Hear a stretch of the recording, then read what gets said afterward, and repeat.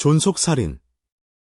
집이 끔찍한 범죄의 현장으로 변모할 때 수많은 사람들의 마음속에서 집은 언제나 가장 안전하고 평온한 공간으로 여겨집니다. 고단하고 지친 하루를 보낸 후 돌아와 안식과 위로를 얻는 곳이며 외부 세상의 거친 풍파로부터 가족 구성원들이 서로에게 의지하며 마지막 피난처를 제공하는 성역과도 같습니다. 하지만 안타깝게도 한국에서 벌어진 적지 않은 사건들 속에서 바로 그 집이 섬뜩한 범죄 현장으로 돌변하는 비극이 펼쳐집니다. 낯선 침입자는 그 어디에도 없었고 외부의 위협적인 존재가 문을 부수고 들어온 흔적도 전혀 찾아볼 수 없었습니다. 오직 같은 피를 나눈 가족만이 그 공간에 있었고 결과는 잔인한 죽음으로 귀결되었습니다. 한국에서는 자녀가 부모를 살해하거나 다른 직계 존속 및 가족 구성원을 해치는 폐륜적인 범죄를 가리켜 존속살인이라는 매우 무거운 단어로 명명합니다. 이는 단순히 형법상의 범죄 행위를 넘어서는 의미를 지닙니다. 존속살인은 한국 사회가 그토록 중요하게 여기며 뿌리 깊게 자리 잡은 도덕적 질서와 유교적 가치관의 근간이 송두리째 무너져 내렸음을 상징하는 참담한 사건입니다. 이러한 유형의 살인사건들은 연쇄살인과 같이 사회를 뒤흔드는 대규모의 혼란이나 요란한 추격전을 동반하지 않습니다.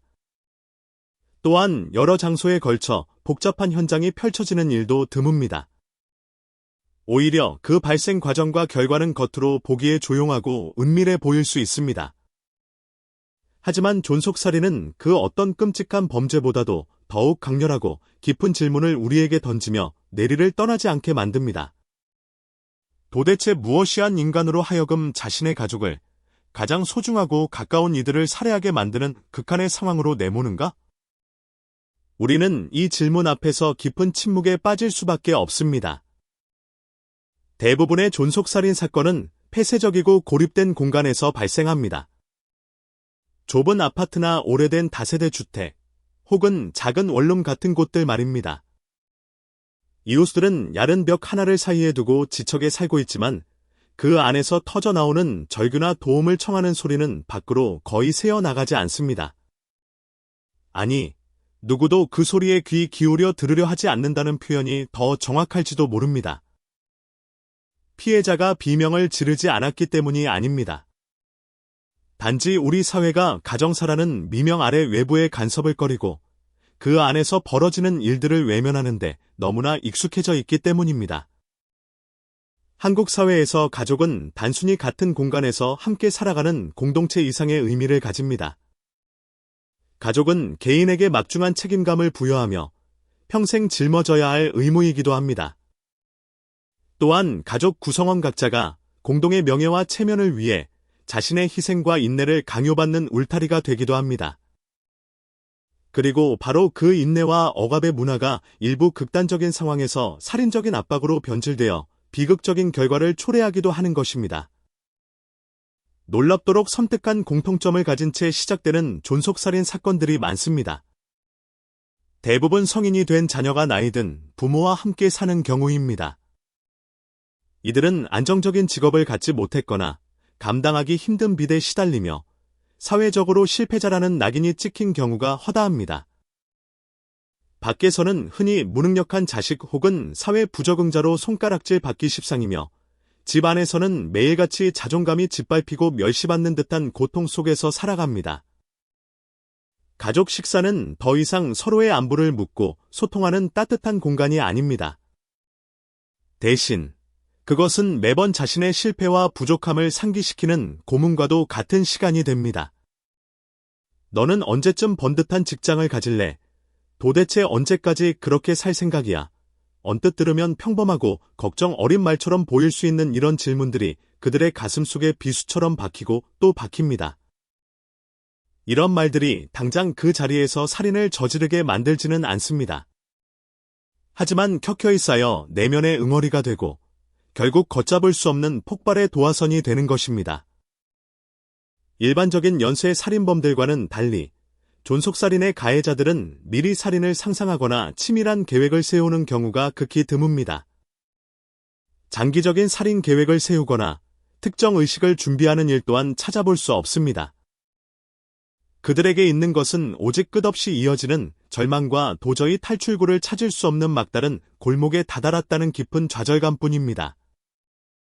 범죄 심리학 관점에서 볼 때 이는 권력욕이나 지배욕에서 비롯된 폭력이라기보다는 장기간에 걸친 압박과 스트레스가 한계점에 도달하여 터져나오는 형태의 폭력으로 분류됩니다. 나는 살인을 하고 싶다가 아니라 나는 더 이상 다른 선택지가 없다는 절박함이 부른 비극인 것입니다.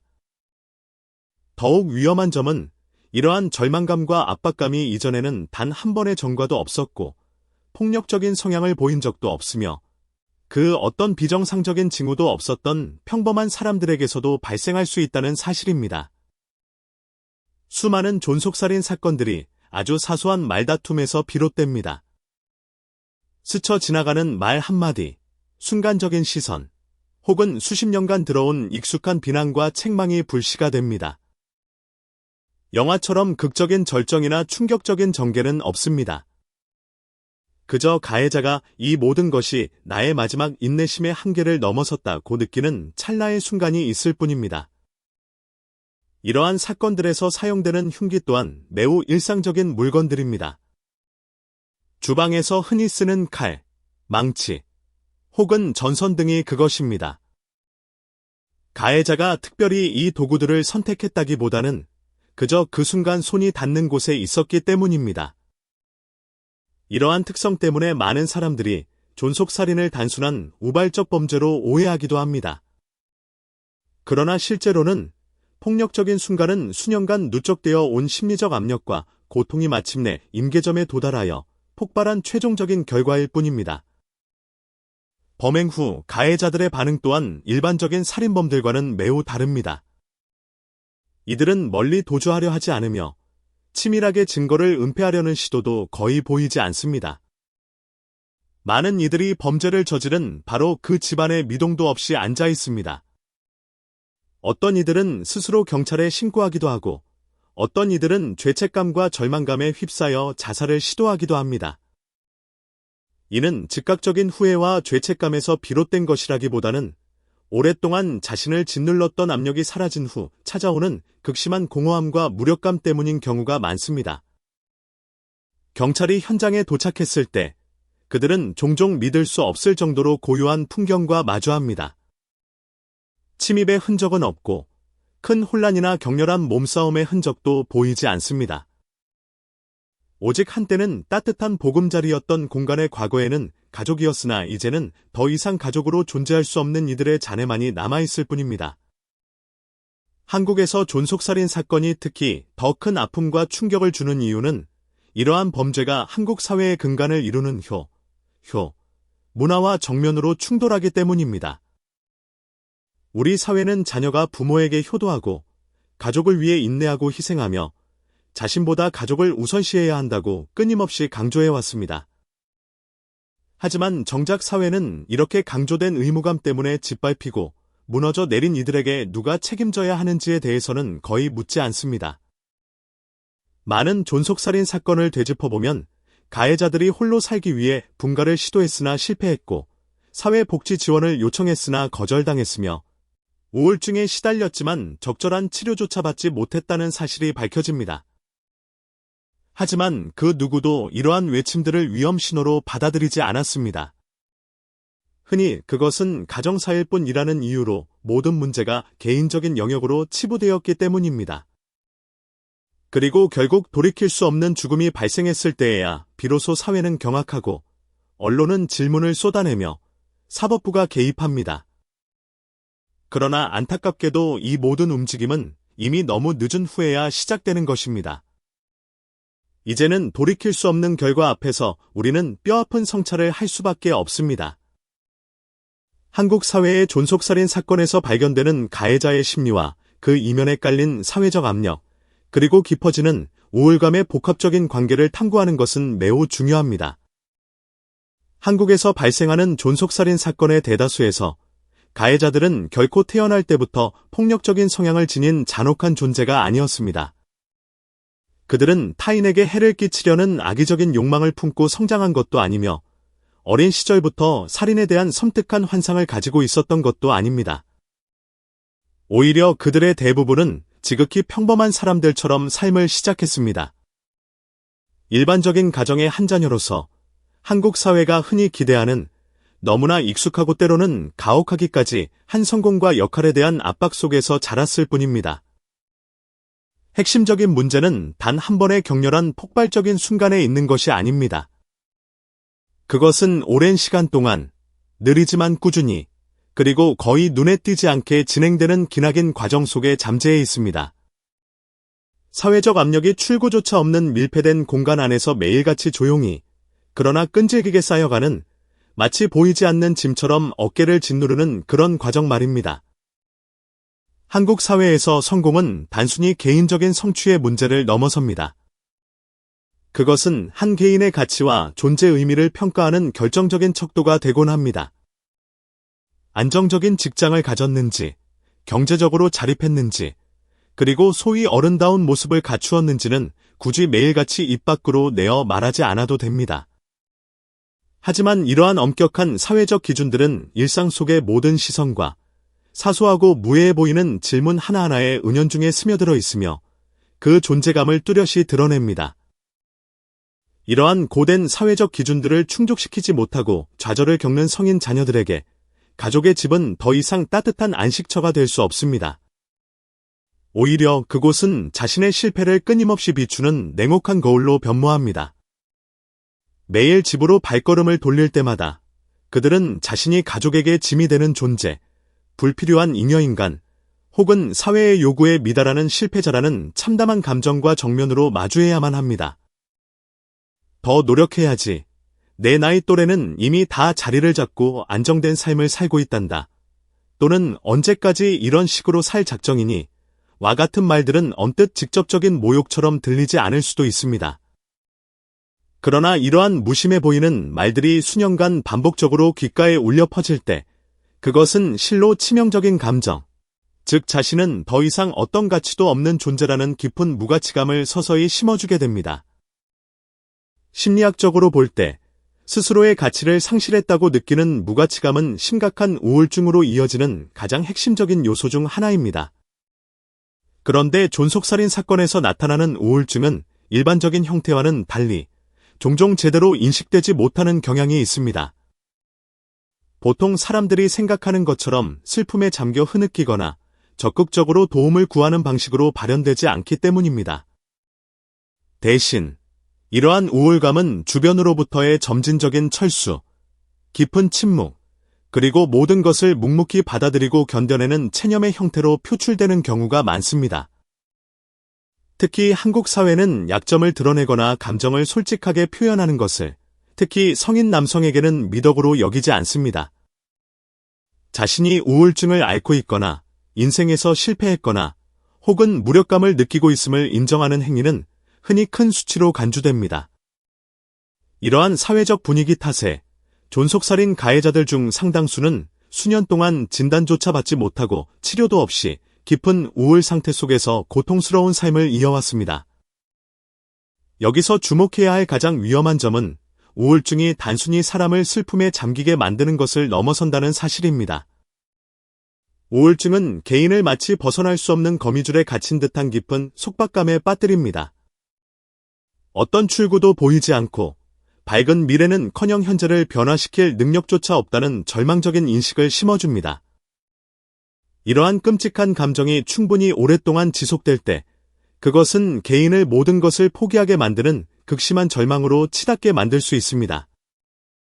연쇄 살인범과는 확연히 다르게 존속살인의 가해자들은 살인 계획을 사전에 치밀하게 세우는 경우가 극히 드뭅니다. 그들은 특정 무기를 준비하지도 않으며 범행 시기를 신중하게 선택하지도 않고 잔혹한 행위를 세밀하게 상상하며 되뇌지도 않습니다. 그들이 가지고 있는 것이라곤 오랜 시간 동안 내면에 쌓여왔던 극심한 압박감과 고통으로 인해 마침내 한계점까지 내몰린 풍전등화와 같은 위태로운 심리 상태뿐입니다. 실제로 수많은 존속살인 사건들은 지극히 사소한 갈등에서 시작되는 경우가 많습니다.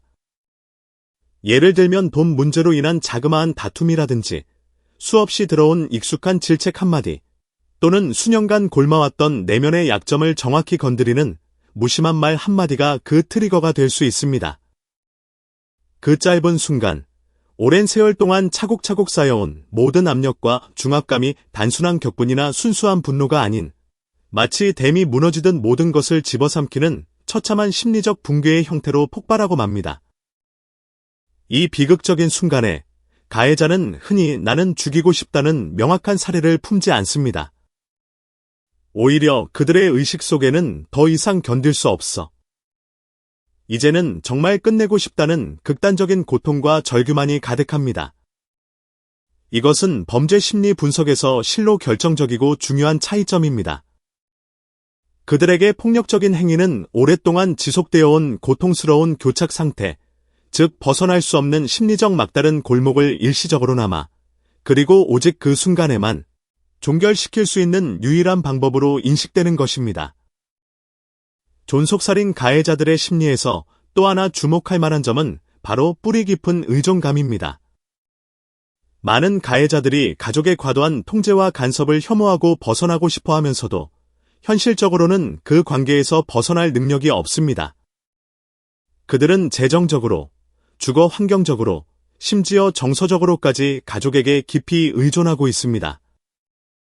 이러한 복잡한 의존성은 내면의 거대한 모순과 갈등을 불러일으킵니다. 즉, 간절히 벗어나 자유로워지고 싶지만 그럴 수 없는 무력감 속에 갇혀버리는 것입니다. 해결되지 못한 채 오랜 시간 방치된 이러한 내적 갈등은 서서히 응어리지고 억압된 깊은 원한과 분노로 변모하기 쉽습니다. 하지만 그러한 원한은 좀처럼 밖으로 표출되지 않습니다. 그것은 마치 수면 아래에서 조용히 흐르는 해류처럼 만성적인 피로감, 모든 것에 대한 무관심, 혹은 세상사에 대한 체념의 형태로 존재합니다. 그리고 바로 이 체념적이고 수동적인 태도 때문에 주변 환경은 그 안에 숨겨진 치명적인 위험을 전혀 알아채지 못하게 됩니다. 살인 행위가 벌어진 직후, 가해자들의 심리적 반응은 많은 사람들에게 예상치 못한 충격을 안겨주곤 합니다. 보통의 범죄자들처럼 극심한 공황 상태에 빠져 허둥대거나 도주를 시도하는 대신 상당수의 가해자들은 텅 빈 듯한 깊은 공허감 속에 잠식됩니다. 어떤 이들은 그 자리에서 미동도 없이 얼어붙은 듯 앉아있고, 또 다른 이들은 스스로 경찰에 신고하기도 하며, 심지어 일부는 극단적인 선택인 자살을 시도하기도 합니다. 이러한 반응은 그들이 자신의 행위를 인지하지 못한다는 의미가 결코 아닙니다. 오히려 이는 수년 동안 그들의 삶을 짓눌러왔던 엄청난 심리적 압력과 중압감이 갑작스럽게 사라졌음을 극명하게 보여주는 증거입니다. 더 이상 그들을 억압하던 압력이 존재하지 않게 되자 그들은 의지하거나 붙잡을 그 어떤 것도 찾지 못하게 됩니다. 그리고 그 빈자리에 모든 것을 집어삼키는 듯한 거대한 공허함이 밀려오는 것입니다. 이후 진행된 수많은 신문과 조사 과정에서 존속살인 가해자들은 일반적으로 다른 폭력 범죄자들이 흔히 느끼는 쾌감이나 만족감 같은 것을 묘사하지 않습니다. 대신 그들이 표현하는 것은 극심한 피로감, 모든 것이 끝났다는 해방감, 혹은 더 이상 나를 짓누르는 것이 없다는 깊은 체념과 같은 감정입니다. 이러한 심리적 특성은 다른 유형의 폭력 범죄자들과는 확연히 구별되는 매우 독특한 지점입니다. 이 모든 사실은 우리 사회에 매우 어렵고 근본적인 질문 하나를 던집니다. 만약 존속살인의 가해자들이 애초에 태어날 때부터 악마와 같은 괴물이 아니었고 오랜 시간 지속된 사회적 압력과 제대로 치료받지 못한 채 방치된 우울증이 빚어낸 비극적인 산물이라면 과연 그 책임은 누구에게 귀속되어야 하는 것일까요? 존속살인 사건 가해자들의 심리를 분석하는 것은 결코 그들의 살인 행위를 정당화하려는 시도가 아닙니다. 범죄는 명백히 범죄이며 그 행위의 중대성은 변함없습니다.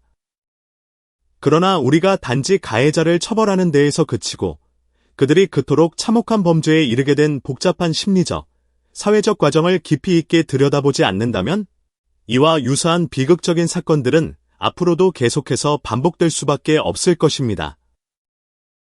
가족 구성원 사이에서 끔찍한 살인 사건이 드러날 때면 사회의 첫 반응은 대개 명확하고 거센 분노의 물결로 표출됩니다.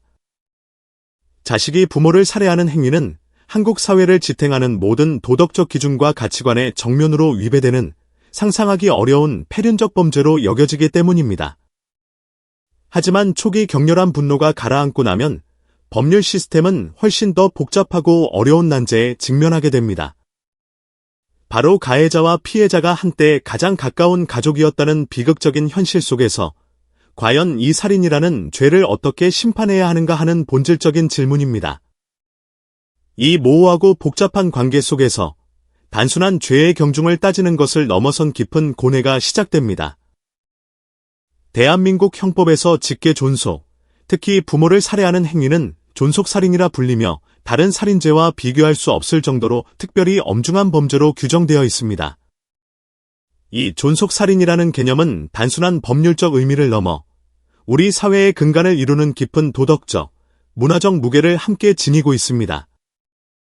유교 사상의 뿌리박은 나는 전통적 가치가 한국 사회 깊숙이 자리 잡고 있기 때문에 이러한 유형의 범죄는 단순한 살인을 넘어 사회적, 윤리적으로 용납할 수 없는 절대적인 배신 행위로 낙인 찍히는 경우가 많습니다. 이는 사회 전체에 엄청난 충격을 안겨주며 가장 신성시되는 관계마저 파괴될 수 있다는 위기감을 조성합니다. 바로 이러한 배경 때문에 수십 년간 존속살인에 대한 법원의 판결은 매우 가혹하고 엄격한 경향을 보여왔습니다. 당시 법의 초점은 오직 비극적인 최종 결과에 맞춰져 있었습니다. 즉, 한 생명이 무참히 사라졌다는 사실과 그에 상응하는 엄정한 처벌이 가해자에게 내려져야 한다는 원칙이 강력히 적용되었습니다. 그러나 시간이 흐르고 수많은 사건들이 더욱 심층적으로 분석되면서 법정 안팎에서는 한 가지 근본적인 의문이 제기되기 시작했습니다. 과연 범행의 최종 결과만을 놓고 판단하는 것이 그 복잡다단한 범죄의 본질과 숨겨진 맥락을 온전히 이해하는데 충분한가 하는 질문이었습니다. 이러한 질문은 점차 형사 사법 시스템의 패러다임 전환을 요구하는 목소리로 이어졌습니다. 존속살인 사건의 재판 과정에서 법원은 일반적인 살인 사건에서는 좀처럼 찾아보기 힘든 매우 복합적이고 다층적인 여러 요소들을 면밀히 고려해야만 합니다. 예를 들어 가해자에게 과거 범죄 전과가 있었는지, 범행을 사전에 치밀하게 계획했는지 여부, 혹은 정신질환이나 심각한 수준의 우울증을 앓고 있었는지, 그리고 장기간에 걸쳐 정신적 학대나 극심한 통제에 시달렸는지 등 다양한 측면이 있습니다. 이러한 각 요소들은 개별적으로 양형에 중대한 영향을 미칠 수 있는 잠재력을 가지고 있지만 그 어떤 요인도 가해자의 형사적 책임을 완전히 소멸시키거나 면제해 줄 수는 없습니다. 이는 형사사법의 근간을 이루는 중요한 원칙입니다. 존속살인 재판이 유독 극심한 긴장감을 불러일으키는 가장 큰 이유는 바로 설명과 정당화 사이의 경계가 너무나도 희미하고 취약하기 때문입니다. 변호인이 피고인의 심각한 우울증, 감당하기 어려운 사회적 압력, 또는 피해자에 대한 장기적인 의존 상태 등 범행 배경을 설명하며 정상 참작을 주장할 때마다 일반 대중은 격렬하고 맹렬한 반응을 보입니다.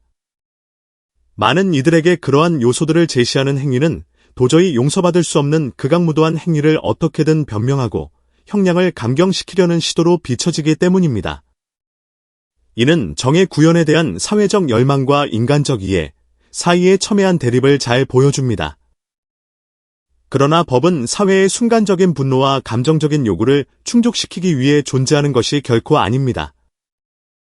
법의 본질적인 역할은 냉철하고 객관적인 시선으로 사건의 모든 배경과 맥락을 종합적으로 분석하고 신중하게 모든 요소를 저울질하여 가장 공정하고 합리적인 판단을 내리는 데 있습니다. 바로 이러한 지점에서 과연 무엇이 옳은가에 대한 깊고 복잡한 윤리적 논쟁들이 격렬하게 불붙기 시작합니다. 사회의 감정과 법의 이성이라는 두 축이 충돌하며 본질적인 질문들을 던지게 되는 것입니다. 가장 뜨거운 논쟁을 불러일으키는 질문 중 하나는 바로 우울증이나 사회적 압력이 과연 형량을 얼마나 감경시킬 수 있는 정상이 참작될 만한 사유인가 하는 점입니다. 실제로 많은 사건에서 정신감정 결과는 가해자가 심신상실이나 심신미약 상태에 있지 않았음을, 즉 자신의 행동을 충분히 인지하고 통제할 능력이 있었음을 보여줍니다. 그들은 자신의 행위가 명백히 잘못되었음을 분명히 알고 있었고, 그로 인해 발생할 비극적인 결과 또한 충분히 인식하고 있었습니다. 이러한 사실은 곧 그들이 여전히 형사적 책임을 온전히 져야 한다는 것을 의미합니다. 여기서 법적 책임의 범위와 윤리적 이해의 간극이 드러납니다. 그럼에도 불구하고 자신의 행위가 잘못되었다는 것을 아는 것과 정상적인 수준으로 심리적 통제력을 행사할 수 있는 것은 엄연히 다른 문제라는 인식이 점차 확산되고 있습니다. 일부 판사들은 가해자가 오랜 시간 동안 극심한 압박과 스트레스에 시달려 판단 능력과 감정 조절 능력이 심각하게 저하되었지만, 그렇다고 해서 임상적인 정신병 의학적 진단 기준에 미치지 못하는 이른바 경계선상의 상태에 있었던 경우를 인정하기 시작했습니다. 이는 정신의학적 질병의 범주에 들지 않더라도 인간의 심리가 위축되고 왜곡될 수 있는 복잡한 현실을 법원이 받아들이기 시작했음을 의미합니다. 바로 이러한 법원의 미묘한 인정은 사회 내에서 두 가지 상반된 관점을 낳았습니다. 한쪽에서는 법률이 과거보다 훨씬 더 유연해져야 하며 단순히 겉으로 드러난 행위만을 판단할 것이 아니라 그 뒤에 숨겨진 근본적인 원인을 깊이 탐구함으로써 앞으로 유사한 비극이 재발하는 것을 효과적으로 방지해야 한다고 주장합니다. 반대편에서는 그러한 과도한 이해와 공감은 옳고 그름에 대한 명확한 경계를 모호하게 만들고 결국 가족 내에서 발생하는 폭력을 섣불리 정당화하는 위험한 선례를 남길 수 있다는 깊은 우려를 표합니다. 이 첨예한 대립은 우리 사회가 지향해야 할 정의의 방향성에 대한 본질적인 질문을 던집니다. 또 다른 중요한 논쟁점은 바로 사회적 책임이라는 주제를 중심으로 전개됩니다.